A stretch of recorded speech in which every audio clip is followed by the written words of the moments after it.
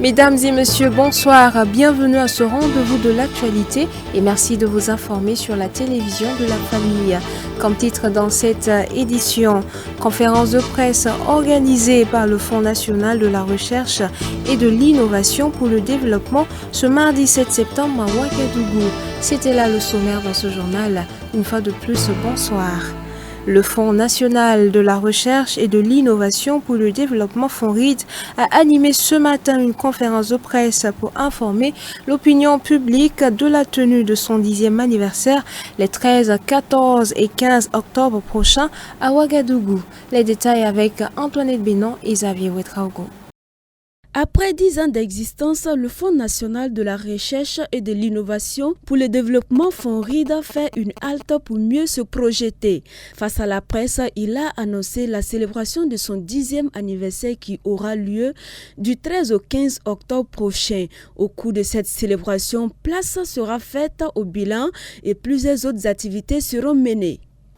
Au cours de cet événement, le Fonds envisage de faire le bilan de son action sur le terrain et procéder, selon les nécessités, à des réajustements dans son fonctionnement.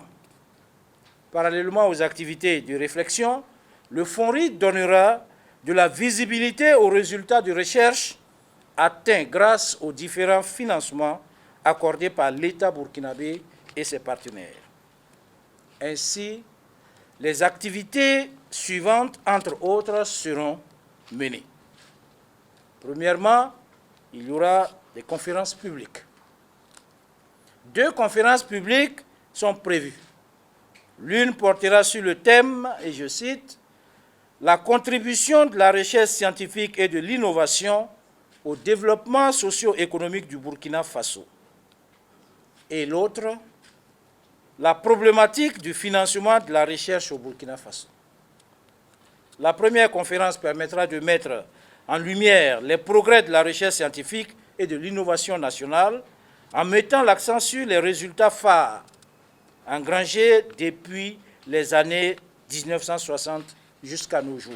En plus des conférences, il est prévu maintes activités de communication et une soirée gala.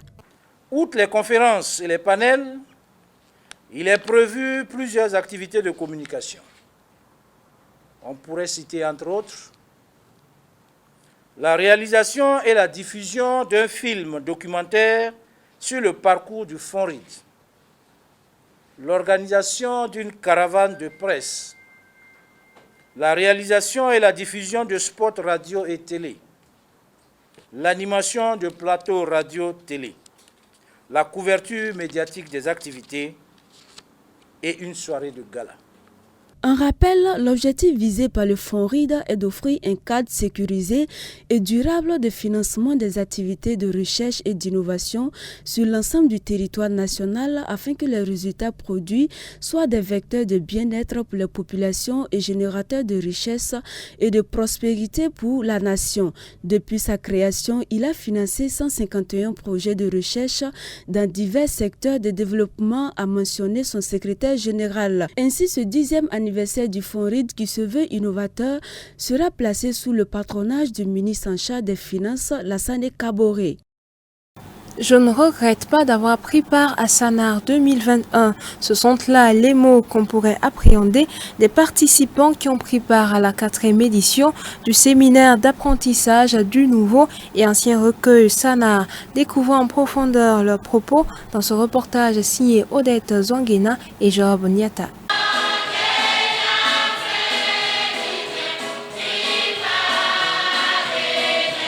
Les rideaux se sont fermés sur la 4e édition du séminaire d'apprentissage du nouveau et ancien recueil Sanar.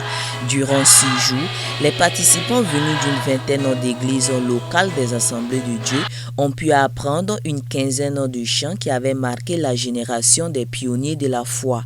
Au soir du séminaire, c'est un haut de satisfaction qu'on pouvait déduire des commentaires des séminaristes. Personnellement, ça m'a plu beaucoup. Je viens de l'église de la Padoie. Oui, bon, dès que j'ai appris la nouvelle, bon, je suis venu et vraiment ça m'a beaucoup aidé aussi en tant que choriste de pouvoir chanter les chants inspirés dans l'ancien recueil et le nouveau recueil. Voilà, donc vraiment je félicite cela. Il y a des chants particuliers qui m'ont marqué. Je ne savais pas que non, le chant, parce que je sais qu'en lui j'ai la victoire et j'ai la vie, je savais que j'allais ça à mourir. Mais j'ai appris ça et je suis gourmand, mais bon, je sens très bien et je suis d'accord. Nous voyons que cette charte va dans la même lancée que le Conseil général qui actuellement vise la réforme de nos voies, la réforme de l'organisation de l'Église, et ça va permettre à l'Église également d'aller de plus en plus en grandissant, et ça va nous aider tous dans notre foi. Sana 2021 ne s'est pas fait sans difficulté majeure. Au-delà de toutes ces embûches constatées de part et d'autre, le comité pilote reconnaît la main puissante du Seigneur qui a su tout aplanir. Nous pouvons premièrement rendre grâce à Dieu et aussi dire qu'on est satisfait de l'organisation malgré toutes les difficultés que nous avons croisées cette année. Vous savez tous que c'est une œuvre spirituelle et tout ce qui est spirituel aussi, il y a un combat spirituel aussi. Mais Dieu a glorifié son nom et vraiment nous sommes très heureux avec cette 4e édition. Les séminaires d'une certaine envergure et les gens y participent, viennent de divers horizons. Et donc ça fait que l'organisation n'a pas été du tout facile, mais vraiment un mot d'encouragement pour les organisateurs qui se sont donnés vraiment pour l'œuvre et que Dieu les bénisse et les fortifie pour les jours à venir. Si pour l'instant une vingtaine d'églises locales des assemblées de Dieu de la commune de Ouagadougou a adhéré à la vision, le promoteur de Sana et tous ses collaborateurs veulent redoubler d'ardeur afin que Sana devienne un événement d'envergure nationale.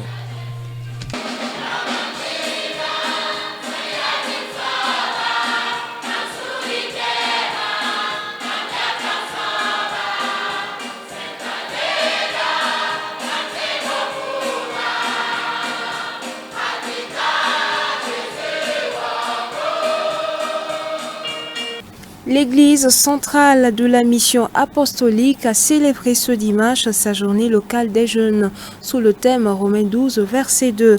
En marge de la célébration, la jeunesse a été formée autour de l'entrepreneuriat et de l'autonomisation.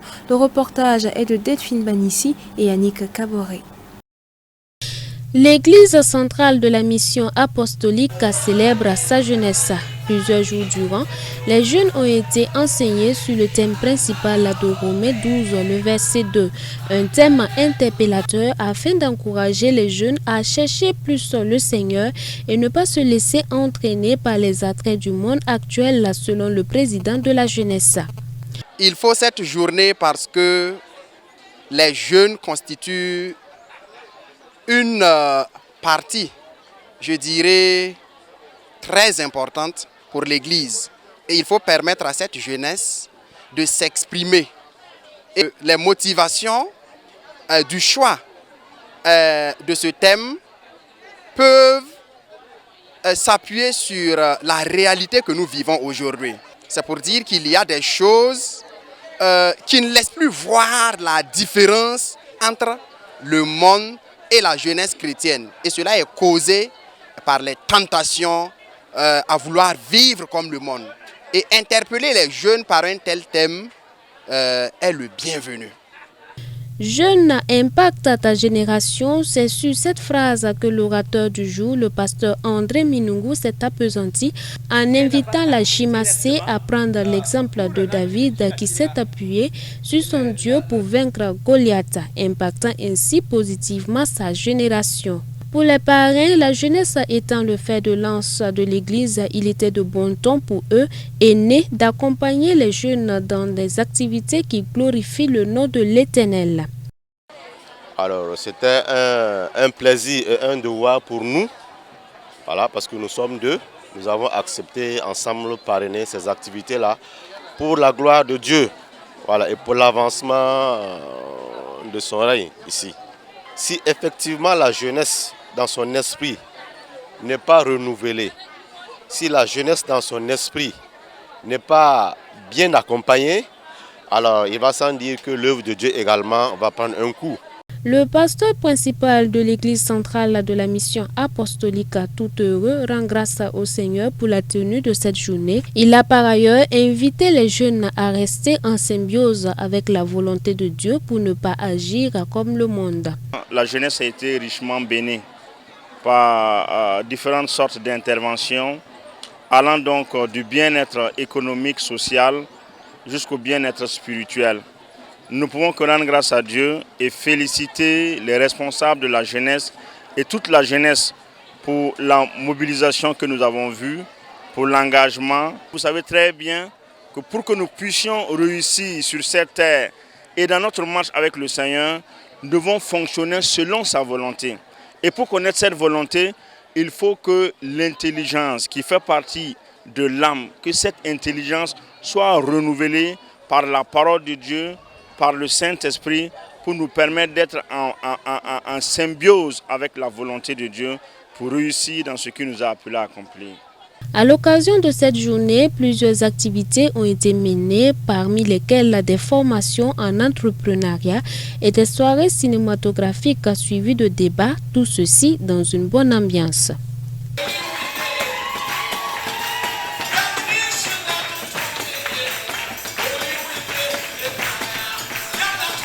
À présent, un tour dans l'actualité hors de chez nous. L'Afghanistan au cœur de la visite au Qatar du chef de la diplomatie américaine. Ce chef de la diplomatie en visite au Qatar, un pays qui fait office de médiateur avec les talibans. Anthony Blinken rappelle l'engagement des talibans de laisser partir librement les Afghanistans qui le souhaitent. La situation en Afghanistan au cœur de la visite au Qatar du chef de la diplomatie américaine. Anthony Blinken, accompagné du secrétaire d'État à la Défense, effectuait là sa première visite dans la région depuis la prise de pouvoir des talibans à Kaboul. Le Qatar fait office de médiateur avec les contacts noués auprès des talibans d'une part et les relations privilégiées avec les États-Unis d'autre part. Parmi les questions évoquées, il y a celle de l'évacuation des Afghans qui souhaiteraient encore quitter leur pays. Anthony Blinken a rappelé l'engagement pris par les talibans à ce sujet. Les talibans nous ont dit qu'ils laisseraient partir librement les personnes munies de documents de voyage. Nous les attendrons sur cette question. Il en est de même de la part de nombreux autres pays. La communauté internationale tout entière attend que les talibans respectent cet engagement. De son côté, le Qatar a réaffirmé que l'aéroport de Kaboul allait rouvrir bientôt, sans pour autant donner de date. Cet aéroport est fermé au trafic passager depuis le départ des derniers Américains fin août. Mais cela n'a pas empêché le Qatar d'avoir acheminé depuis samedi plusieurs tonnes d'aide humanitaire vers l'Afghanistan. Sommet du G20 à Rome, les ministres de la Santé s'engagent à fournir plus de vaccins, mais aucun accord n'est toujours trouvé sur une suspension des brevets. Favoriser l'accès des plus pauvres aux vaccins dans le monde entier, c'est l'un des engagements des ministres de la Santé du G20 qui étaient réunis à Rome jusqu'à ce lundi soir. Pour autant, la question clé de la suspension des brevets des vaccins anti-Covid, qui permettrait à de nombreux pays de produire leur sérum, a été une nouvelle fois abordée, mais rejetée, faute d'accord. La communauté internationale doit faire plus contre cette pandémie en se concentrant sur le soutien aux systèmes de santé nationaux. La solidarité vaccinale doit également devenir une nécessité géopolitique. Tels sont quelques-uns des points exprimés lors de la conférence de presse finale du G20 par les ministres de la Santé à Rome. Le ministre italien Roberto Speranza a également déclaré que les vaccins, seule véritable arme contre le Covid, doivent être produits partout, pas seulement dans certains territoires. De son côté, l'Europe a déjà exporté des centaines de millions de doses, mais certains pays manquent encore de vaccins. Au cours de la journée, la commissaire européenne à la santé, Stella Kyriakides, avait également évoqué les demandes de suspension de brevets. Le meilleur moyen, selon elle, de ne laisser personne de côté est d'encourager une hausse de la production mondiale de vaccins. Séparation de deux sœurs siamoises reliées par la tête. Des médecins israéliens ont réussi jeudi dernier à séparer deux sœurs siamoises âgées d'1 an reliées par la tête lors d'une opération rare pratiquée pour la première fois en Israël. Ces deux sœurs jumelles se regardent dans les yeux pour la première fois. Nées siamoises en 2020, elles étaient depuis leur naissance reliées à l'arrière de la tête et il aura fallu 12 heures au total pour les séparer. Nous venons de terminer la procédure de séparation des jumelles. Cela s'est extrêmement bien passé. Je suis ravi de voir à quel point toute l'équipe a bien fait son travail. C'est une excellente équipe et ce fut un réel plaisir d'en faire partie. L'opération s'est déroulée à l'hôpital Soroka de Beersheva. Médecins, chirurgiens, neurologues, israéliens, mais aussi des professionnels venus de l'étranger. Au total, plus d'une 50aine de personnes ont participé à l'intervention. Séparation de la tête, du cerveau, des vaisseaux sanguins, mais aussi reconstruction crânienne et greffe du cuir chevelu. Une opération des plus complexes qui a demandé des mois de préparation, d'entraînement et de simulation sur des modèles en 3D. Le moment le plus émouvant selon moi, ça a été quand nous avons séparé les jumelles et que dans cette salle d'opération, qui était jusqu'alors très calme, nous avons applaudi. Et ça nous a donné le sentiment que nous étions venus et nous avons fait quelque chose de bien pour ces deux petites filles. Nous avons pu leur sauver la vie. Ces deux bébés étaient suivis depuis leur naissance et selon les médecins, elles vont pouvoir vivre tout à fait normalement. Je suis encore complètement sous cette tension. J'ai encore des courbatures suite à cette opération. Nous avons dû être très concentrés, très minutieux. Nous étions tellement stressés. Jusqu'au moment de la séparation, on ne respirait pas. C'est vraiment l'exploit de l'année et je suis fier d'y avoir participé aux côtés d'une équipe médicale formidable. Une opération rare, la première de ce genre faite en Israël. À ce jour, seulement 20 interventions comme celle-ci ont été réalisées dans le monde. Voilà, c'est ici que prend fin ce journal. Merci de votre aimable attention et très bonne suite de programme sur CVK.